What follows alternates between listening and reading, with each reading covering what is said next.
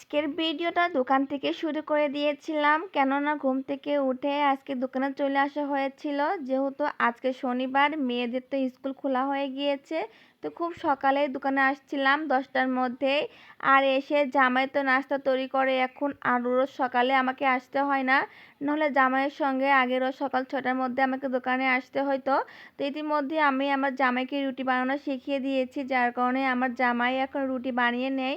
সঙ্গে হচ্ছে বুটের ডাউল রান্না করা শিখিয়ে দিয়েছি, কিভাবে রান্না করতে হয় প্রেসার কুকারে। যেহেতু আমি 1 বছর সময় দিয়েছি দোকানে, আমার জামাইকে সব কাজ শিখানো দিয়েছি, মানে শিখিয়ে দিয়েছি, সিঙ্গারা বানানো থেকে সব কিছু। যেহেতু সবগুলো কাজই আমি করতাম আগে দোকানে, সব কিছু তৈরি করতাম আমি, আমার একা অনেক চাপ হয়ে যাইতো।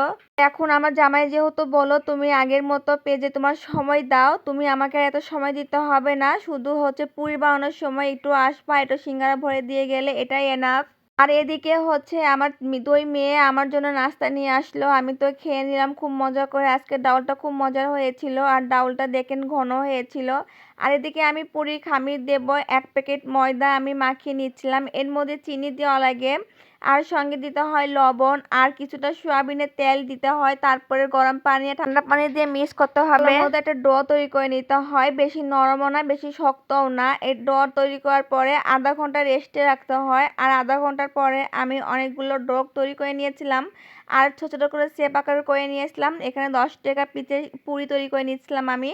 আর এগুলোর মধ্যে আমি ডাউল যেগুলো দেখালাম সেদ্ধ করলাম, যেগুলো ডাউল ঝুরা করতে হয়, সেগুলো ডাউল এই পুরির মধ্যে ভরতে হবে। তারপরে হচ্ছে বেলে নিয়ে তেলের মধ্যে ভেজে নিলে পুরি হয়ে যায়। পুরি বানাতে বেশি একটা ঝামেলা মনে হয় না, খুব তাড়াতাড়ি এবং খুব সহজে পুরি বানানো হয়ে যায়। কিন্তু এখন পর্যন্ত আমার জামাই পুরি বানানো শেখে নাই, শুধু সিঙ্গারা বানানো শিখেছে।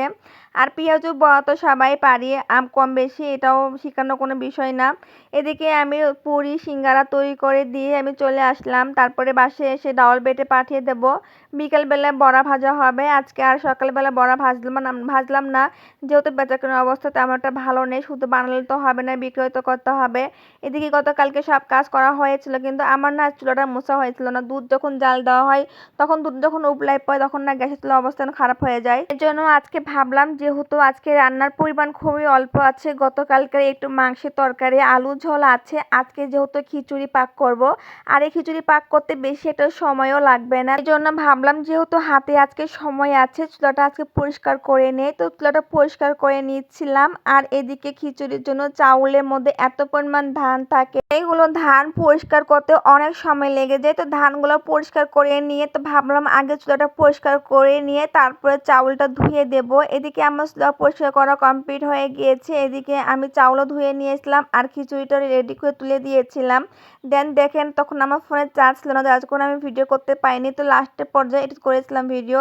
তো আমার খিচুড়িটা হয়ে গিয়েছে, এখন পানি একটু লাগতো, সেই পানিটা দিয়ে নিয়েছিলাম, এখন নাড়া দিয়ে ঢাকনা দিয়ে দিলে হয়ে যাবে কমপ্লিট। সব ভালো থাকবেন।